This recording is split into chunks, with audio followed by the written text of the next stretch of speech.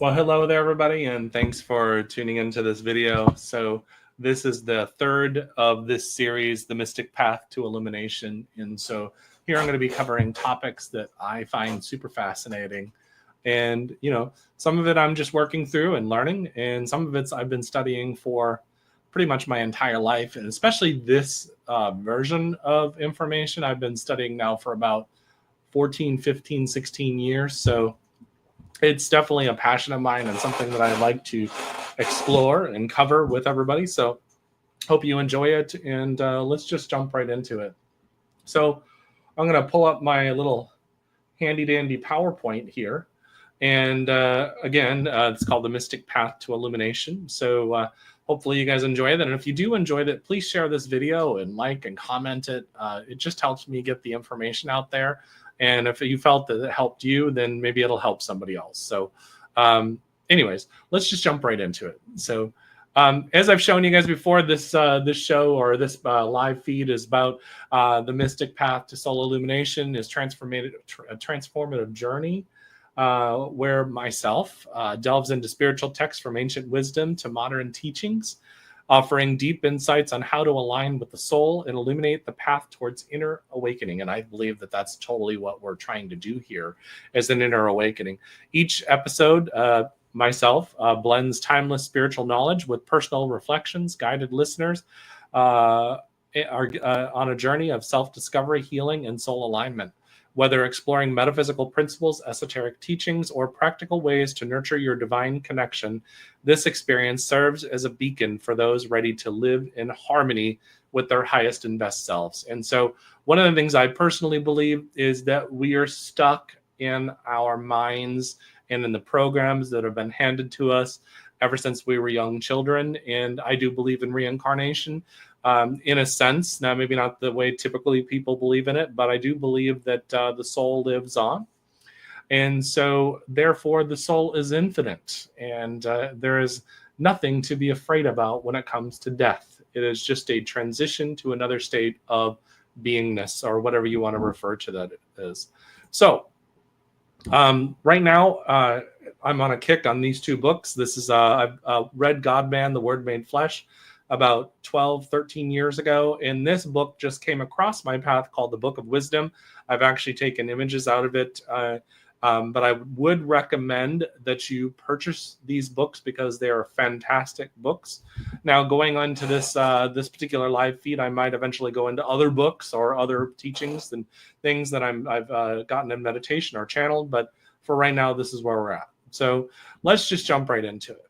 One of the first slides, this is not new to anybody. This is the toroidal energy that everybody sees. And some people might refer to this as the aura, but it's really this field that is around your body based on the frequency that you're emanating from your body. And your body does emanate a frequency. Years ago, I heard that the body vibrates at 42 octaves above third space C. So I thought that was super interesting. That's the first time that the idea of frequency or vibration within us had touched me. And that was just such a mind-blowing thing that really just opened my eyes to a tremendous amount. But as you see it here, it says universe, because there is a universe within you. Let me say that one more time. There is a universe within you.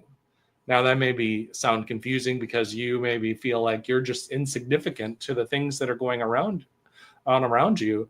But the reality is you are not insignificant in comparison to the things that are going on around you. You are a tremendous, beautiful, giant, amazing being that deserves the best of everything, the best of everything. So I just want to share that with you before we kind of jump into the other slides here. So again, this is another clipping, but it says the soul system is within you. And if you see this on other episodes, I talk about the pituitary and pineal glands. And that is, the pituitary gland is usually associated with the moon, and the pineal gland is usually associated with the sun. So this is the yin and yang. This is the balance between the two of them. And that's one of the things I'm going to start getting into today, because there's a difference between polarity and duality. We are in a duality world, meaning it doesn't have to be a duality world. Basically it is it should be a polarity world. In other words, polarity is something that keeps you into balance and keeps you into balance with that yin and yang. And so, but the truth is that everything is so divided in this world. And before you guys say, oh, I know it's so sad, it starts with you, and it starts with me, and it starts with all of us. When we start working on finding peace within ourselves and really start working on ourselves' inner journey to change the dynamics of what's going on inside of us, then we start bringing that balance within ourselves. And I read another book called The Stranger Within, probably like 22 years ago. And it was a guy named Marvin Kistler that wrote the book. And he associated the different hemispheres of the brain to Reo and Remo. And why that was super important is that he would talk about the struggle between Reo and Remo, the left hemisphere and the right hemisphere of the brain. And so there is a battle going on inside of you that basically tries to struggle for who's going to be more dominant, or who's going to have more of an understanding, or who's going to be able to speak more for you, all that kind of stuff. And so this is something that we want to start looking at inside of ourselves. And how do we start doing that? Well, we start doing that by, I hate to use a cliche statement, but the one finger pointing out and judgment, three pointing back at you. What that is talking about, it's not about people not being held accountable. It's about you looking inward as opposed to pointing outward. In other words, it's saying to yourself, that's triggering me. Why? Why is that outside influence having such authority or such power over me that it is triggering me? And here's what I want you to understand. You have dominion over what's going on in this person. And so what that means is that when you get upset or angry, that's you. And when you're happy and joyful, that's you. And so what ends up happening, though, is that we give other people real estate in our brain. We give their voices, their understanding, their ways of thinking. And there's nothing wrong with that, there, in a sense, if it aligns with your soul. If it is a frequency to align with your soul, then that is wonderful. And so there's a lot of different theories out there. And so go with the ones that actually resonate with you, because when they resonate with you, that's your soul guiding you in a direction, so to speak. So let's just go on to another slide here. So when we start getting into the different levels or planes of existence, so to speak, first there's the physical plane. That's the one that we're all living in right now. That's our flesh bodies. You can smack it and it hurts. So, but the world of matter governed by the 5 elements. So the physical plane reflects the effects of the higher planes, as above, so below. Changing higher planes affects the physical realm. In other words, if you start going up here, I've been teaching a psychic development course recently, and when I've been teaching them to go up here, this is actually where you go to do your prayers or your manifestation. Is not in the physical plane, but in the higher realms. And so magic can manipulate the physical plane by connecting with the astral and etheric entities. Now, I don't necessarily call it magic. Other people do that, but I call it spiritual energy, the Holy Spirit. You're in communion with it. You're working with it. You're presenting your seed or your information or your intention, and then it starts trickling down into the physical, and then you act on the opportunities, so to speak. So when you start going into these different realms or plane, then there's the etheric plane. So the world of energy, electricity, and magnetism, also called spirit or ether. Ether connects the physical and astral worlds, and the etheric entities like goblins, gnomes, trolls exist here, are able to shift between physical and non-physical forms. Now, before you go and say there's no gnomes and everything like that, the question I would say to you is, how do you know? And probably some of you are going to say, well, science has proved it. We haven't seen it. I'm like, what I just said, the physical world doesn't always see things, and everything manifests from the higher realms down into the physical world. And so these energies could be living there and assisting us if we need them. So I don't get all bent up about that. I've never met one of them. I did have an experience where I thought I saw fairies once. and it was a pretty magical moment. I've also had an experience with dragons in my mind. And so, but the reality and truth is in the physical world, I would say no, they probably don't exist, at least not in my paradigm. And they may, and I just am not aware of it. But one of the things I do know is I never say never when it comes to understanding philosophy and metaphysics and really diving into the spiritual. Because as soon as you say that's not possible, then you've literally cut your mind from being open into other interesting possibilities. Now, does that mean you go around and start talking to your gnome friends while you're sitting at Walmart? Maybe. I mean, if you want that response. But what I'm getting at here is open your mind to different ideas. These entities are secretive and avoid being seen by humans. That's one of the reasons why you don't really experience them that much. And if you start getting into old legends or even movies and books that we've read, think about Narnia or the Tolkien movies, where the elves and all of them went off into a different realm at the end of the book. And so that can mean a lot of different things. It could be a metaphor. It could be a lot of things. It doesn't matter. The idea is that they did exist. They're in this etheric plane. So then we go on into the astral plane, where thoughts manifest into forms. In other words, we set intentions up here, and then they start manifesting in the physical. And so an example of that is the mental plane is the thought of a chair. Astral plane is an imagination of that chair. So the astral plane is the world of imagination and mental pictures. So when you're daydreaming, you're in the astral planes. Because some people will say, how do I get into this astral plane? Well, you daydream, you are in that plane. And so think about that. We've been taught, when we were young, we were taught, don't daydream. You need to be down here in the physical, the reality world. I'm like, I think we stand between both. Again, I think we stand between both. And if you stand between both, you'll act and do things in the physical world that you need to get done.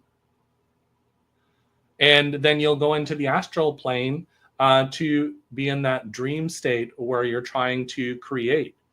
And thoughts have vibrational frequencies, creating higher, middle, and lower levels. Higher vibrational thoughts, love and joy. Lower vibrational thoughts, hate, murder, and lust. So astral projection involves projecting the soul into this plane. So, everybody wants to ask about how do I astral project? Well, if you're daydreaming, you're astral projecting. If you are somewhere else other than your body, you're astral projecting. And so that's one of the things you have to start looking at. And that's where we actually contribute to some of the things going on in the world, because we're in our astral bodies actually over there, worrying, stressing, angry, disagreeing. One person says that it's right. This one person says it is not right. This one person says they're indifferent to it. And so those are the kind of things. This is where this duality consciousness starts to come into play, because you are actually acting in all of these different levels at all times. You're just not necessarily conscious of it. So that's where meditation and getting still is very important, because you want to still the waters inside of you so that you can start having a clear understanding of how things work. So, and this is when we go in here, we encounter beings of similar frequency during astral projections. This is where demons, angels, spirits, and the jinn are in.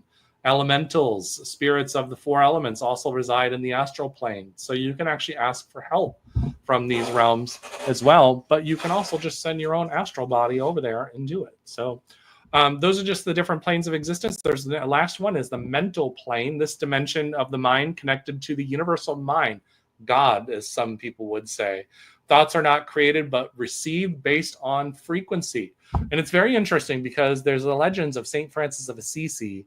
When he would go into a deep prayer, he would go walk into the woods and they would see light emanating off of him. And this is the spirit or the soulful energy, that high frequency that came, because he was standing more in his astral body than he was in his physical body, because there's realms of each one of us. And so the mindset determines the thoughts we receive. Each thought, topic, or subject has frequency. So every time you think something, there's a frequency that's attached to it. And so everything you speak, every time you speak of something, every time you worry about something, every time you have your energy of emotions involved in something, that's all frequency. Now, I know we all know this, but I want you to start feeling it. The mental plane is a formless and fluid representing the world of thought. So all these thoughts up here, and by the way, the mind is not in your body. The brain is in your body, but the mind is not in your body. And so that's where, and we're connected to that.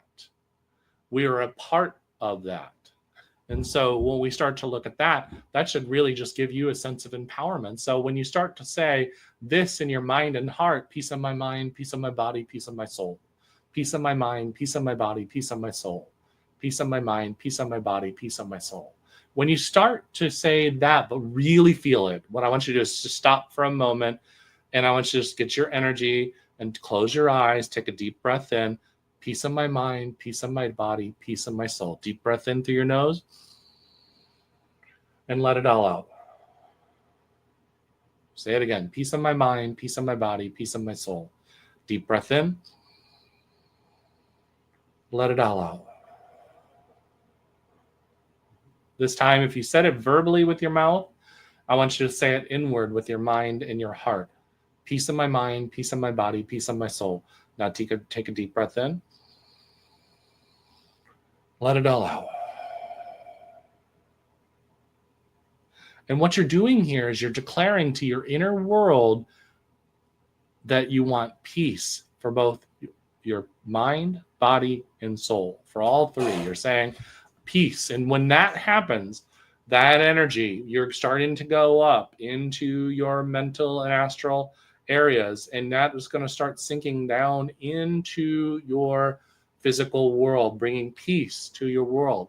And the interesting, cool thing about this is that as peace starts opening up, then the energy body starts to open up, and you become this giant cylinder of light.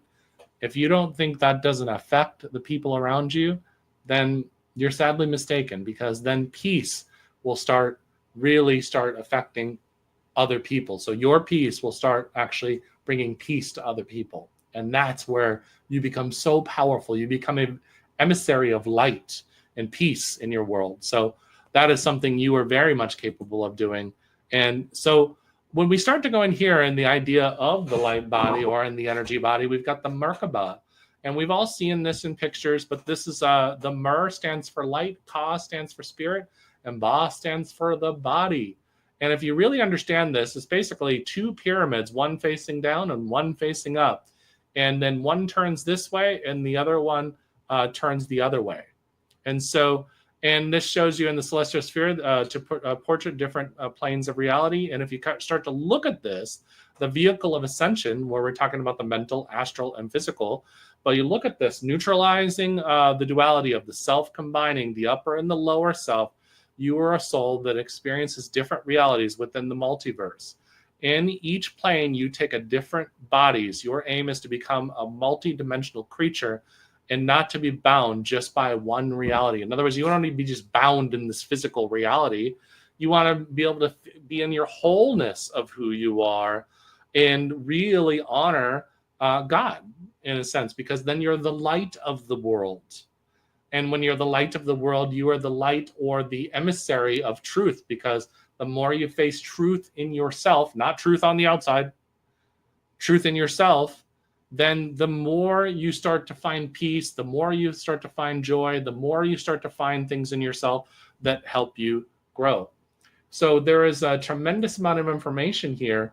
And when we start to go into this, I want to just kind of go a little further, because this is the Dr. Hawkins, it's called Power versus Force. This is another book that I find super interesting. And this is literally where he literally showed the scale of frequency of where we're at when we're in different places in our realm of consciousness. So if you go down here in the lower realms where we've got force, and this is down as low as a frequency of 20, this is despising, miserable, shame, humiliation, elimination. And then you start going down into frequency 30. This is about blame, destruction, vindictive, evil. And you start going into this like 75 is just disdainful, tragic, grief, regret, despondency. And then you start to go in. You can tell right here, we are in a place of almost enslavement here in these realms of frequency. And we've all been there. We've all been there. A loved one passes away all of a sudden. A parent loses a child. Somebody dies of a horrible death. There's just a tremendous amount of things. Or, you're doing great in life and all of a sudden something happens and you're not doing so great. There's a lot of things that can happen. But really, when you start going down in this, we start going up here in the higher ones. We start going up into the 700 to 1,000 frequency. We've got pure consciousness, self, life view is enlightenment, ineffable, and then you go on and bliss, illumination. These are states of consciousness and where you're at on the evolutionary scale of spiritual energy. Now, like I said, you could actually be right up here and something major happens and then you drop down in this area. And that is a part of the human condition. That is a part of the human condition. So you have to give yourself grace. This isn't about judging yourself. This isn't about judging other people. Everybody is on their journey of understanding. And the more they understand themselves, the more they illuminate. And that's what I think is fascinating. But if you start going in here and then you start comparing this, you start looking at this 3 brains control the 3 sections of the body. So if you start going in here, you got the higher brain or the neocortex. Some people call it, this is where it's more metaphorical and you sit in those metaphors. That's why Jesus and Buddha all talked in metaphors. And then you've got the mammal or the limbic brain, which is the social and emotional. And then you got the reptilian brain, the fight or flight. And this is where you start to look at this in comparison to what the areas they control. So the physical body is more controlled by this impulses, these physical impulses, like the reptilian area. So this is your solar plexus, your sacral chakra, and your root chakra. And if you notice, they align up with the power versus force colors. And so, and if you also notice, if you start going into certain levels of frequency of music and stuff like that, some of that music keeps your energy down in these realms. So it's where you're only thinking about sex, you're only thinking about things of the flesh, you're only thinking about that instead of the wholeness of you are. Now, is there anything wrong with those things? No, there's not. But it's when you are only in those realms that you're out of balance. And when you're out of balance, then you're not living in the wholeness of who you are. So let's go on. I found this super interesting because if you start to look at the different fast food logos, they are all literally in the colors of the lower chakras, with the exception of maybe Taco Bell. But even Taco Bell still has elements of the different fast food restaurants.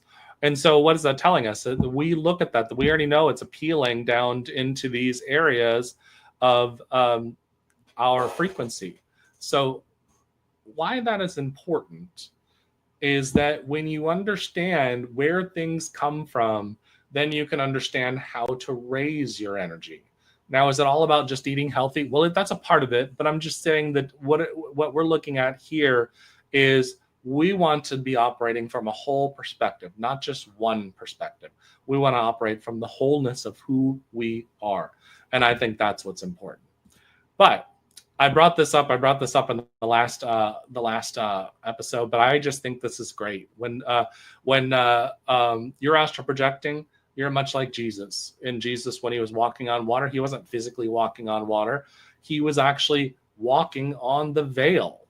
And so this is a symbolism of him actually having a moment where he is walking on the astral plane, which is where we all want to be, is working on that astral plane.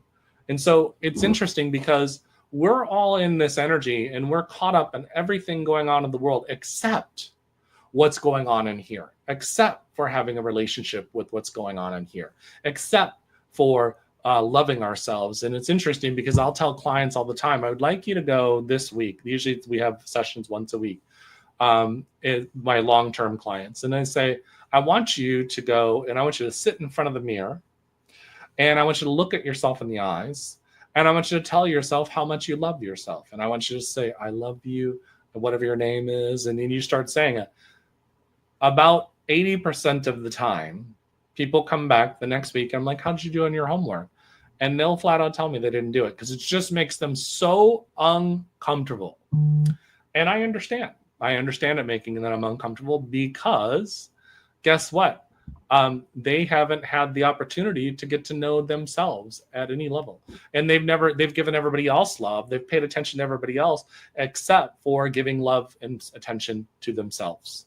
So, but we've been taught that that's selfish. And that, my friends, is a lie. It is a lie. Now, we can be self-absorbed. That is different. But loving yourself and giving yourself spiritual self-care and understanding and trying to get to know yourself on a deeper level, that is not selfish. Not even in the slightest little bit. So I will leave you guys with that, and I will see you guys. We're here at 6 p.m. Eastern every Sunday. Thank you so much for paying attention and being here with me. Much love.